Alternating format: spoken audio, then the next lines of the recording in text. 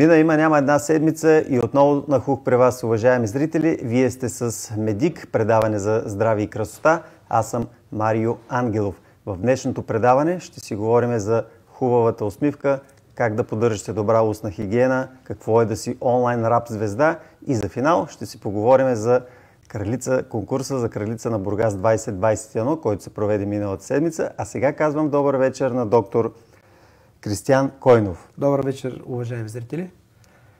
Как си? Добре нали съм. можем на ти да си говорим с вас? Да, може. Благодаря, че прие нашата покана. Моля. Вие сте автор на 15 изобретения, патентовани някои от тях в цял свят. Така е. В областта на стоматологичната имплантология и хирургия. Регенеративната хирургия, да. Можете ли да ни разкажете малко повече за това? Да. Началото на патентите ни са от 2003 година, когато ги показах на Световен конгрес в Париж, който беше 2003 година. Аз ги представих там пред научното общество. Говориме за патенти, които трябваше да преодолят един от огромните проблеми, които с всички имплантолози, водещи в света, имахме, т.е. вертикалната недостатъчност и суфициенция е вертикална.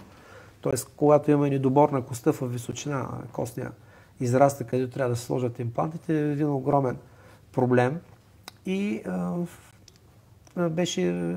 моите патенти бяха в тая посока, как може да се подобри тая вертикална недостатъчност на коста. Единия беше с специални балони, които и в момента съществуват в Германия, се нарича балон синослив контрол, с който с помощта на хидростатично налягане натиск се създава напрежение. Коста, след като има напрежение, тя е винаги, нашето тяло е една динамична структура и тя се променя под различни външни влияния и вътрешни също. И симулирах просто природата, както се случва в един абсцес или флегмон, както могат да раздуят с налягането, което създава, да раздуят тъканите, виждали сте пациенти. Така това беше стимулирано чрез физиологичен разтвор, който се напомпва под определено налягане с определени устройства в меките тъкани, които да предизвикаме растеж, който е необходим, за да може да се оперира, за да може да се покрият графните материали, както и най-новото изобретение от 2007 година, с което работиме с Полската академия на науките. Това е имплант от дистрактор, който сам в себе си представлява 2 в 1, т.е. импланта регенерира коста. Той отидва от имплант от дистрактор, дис на латински значи на страни, а трактере значи тегляне, оттам е и трактор, тракция, тегляне, така че изтегля коста в желаната посока, импланта дава вектора на изтеглянето. И в момента сме постигнали, имаме модели, които сме създали, модели, които са опитни модели. Трябва да сме на етап сме на прототипи, които трябва да се създадат, които вече могат да служат за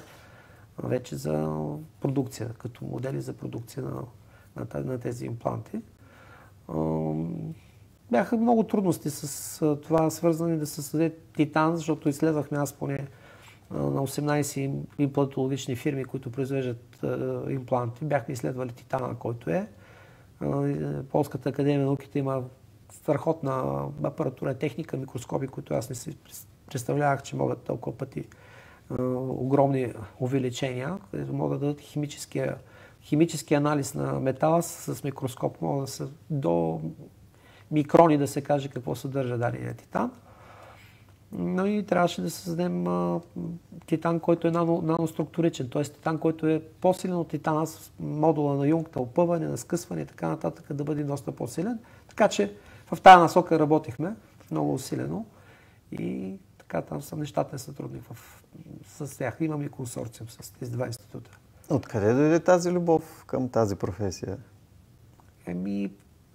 Как да ви кажа, аз мислех да ставам лекар още от дете, но защото по биология, по часовете по биология ми викаха професора просто на най-трудните въпроси, които имахме много такъв взискателен учител по биология. Нямаше кой да отговори на всички въпроси и аз просто усетих, че към тази биологията е първото нещо, което даже кандидат-студентските изпити са важно да имате биологията, от това се насочих, че трябва да, след като имам така предиспозиция, да ги разбирам механизмите, които са в човешкото тяло и се насочих Към стоматологията избрах, защото стоматологията дава възможност да се развиваш много по-бързо, той сам, индивидуално, без да има нужда от външни екипи и така нататък.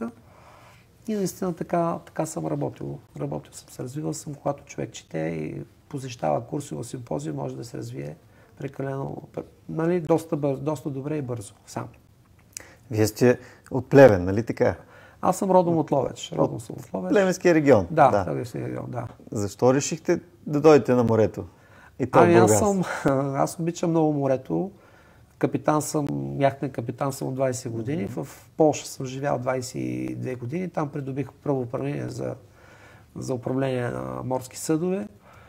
И понеже тук на морето в Созопол, дори когато живеех в Полша, съм си държал лодки, яхти, моторни. И много обичам този регион и затова съм избрал предпочетох да живея тук, защото и градът ми харесва. По-голям град е, с повече възможности. Самата природа ми много по-допада. Дано да помогнете на повече хора по морето. Да, имах пациенти от Бургас, които идваха дори в Плевен и са ми съобщавали, че при инсуфициенция, т.е. недостатъчност на коста, няма кой да им постави имплант и казва, че не може да се постави.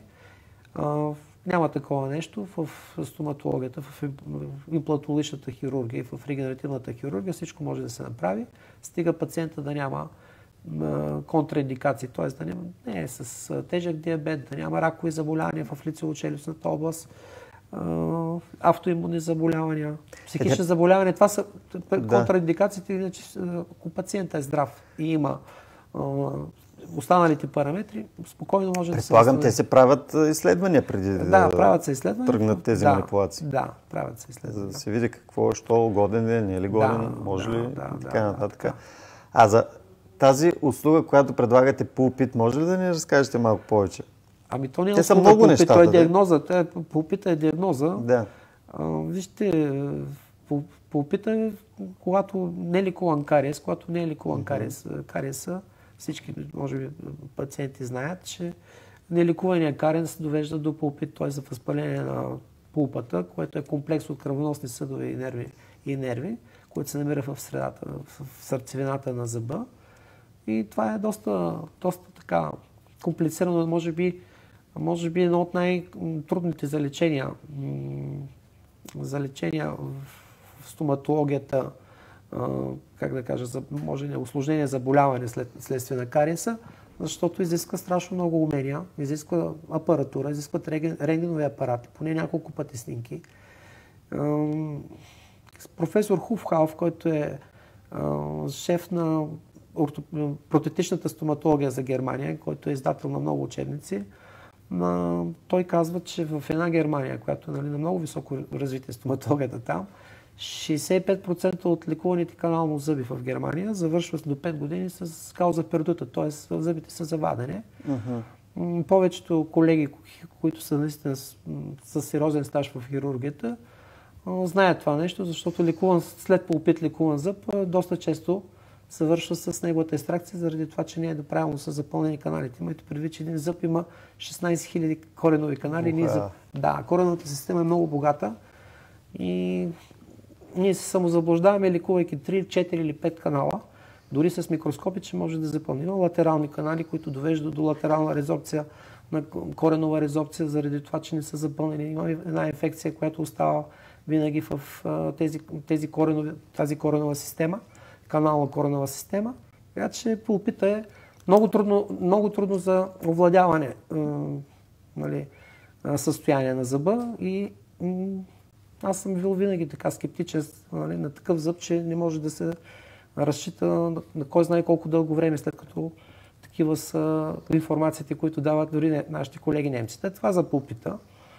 А за томографията? Томографията е в стоматологията се нарича Conical Beam компютър томографии. Това дава триизмерен образ и позволява правилното диагностициране, да се фанат точните размери и посока на костните структури, за да може да се постави правилно импланта. Без такава диагностика е просто невъзможно да се извърши правилна имплантология, имплантация, процедурата по поставяне на имплантата е почти невъзможно. Естествено, че имаше по-стари методи, които се наричаха с навигиране, с устройства, с уреди, които в устата, с които могат да се взема третия размер на алвеоларния израстък. Т.е. говорим за един размер, който на плоския образ, който е панорамната снимка, се вижда хиксели. Тя е плосък образ, като на телевизора. И 3D-то дава вече възможност на пълната структура костна да се види. Вие сте спасили 75 годишна пациентка от протези. Да, не само една. Имплантите преди 60 години, когато са пионерството в имплантологията, да не говорим, че импланти човечеството е опитвало да прави в Месопотамия преди още 4000 години. Са правени опити и то представете си успешни дори да имплантират в Перу и в различни места в света, като се започне от слонова кост, от зъби от диви животни, дори метални имплантати, нали? И то интегрирани са, намирани са, има находки исторически, които говорим, но последните 60 години, когато царува титанът като материал, който е за предпочитание, който е основният материал, който се използва в имплантологията днес, професор Браня Марк 60-те години постулира, нали, след изследванията, защото той се занимаваше с ангиогенезата и с кръвообращението в устната кухина и в костите в устната кухина, слагайки една титанова кутийка, вътре с микрокамера, забелязва нали, процесите, които настъпват и постулира понятието остеоинтеграция. Тоест, разбира, че върху титановата стена нарастват костни клетки, остеоцити нарастват и как се закрепват тези със своите остеоподи, как се прикрепват към стената му на титана и оттам започват да се обработват структурите на имплантите, които са от титан. Преди това бяха полирани, преди това негово откритие. Сега в момента всички фирми, които произвеждат импланти, сериозни фирми, обработват прочността на имплантите с сам бластет, т.е. с пясъкостроени апарати, с киселини ги обработват, така че прочността на импланта да бъде увеличена до 260%, до 300% да бъде увеличена прочността на импланта, за да може да се свържи бързо с костните тъкани, в които е поставен. А те могат ли да се сменят поставени зъбни импланти? Много трудно.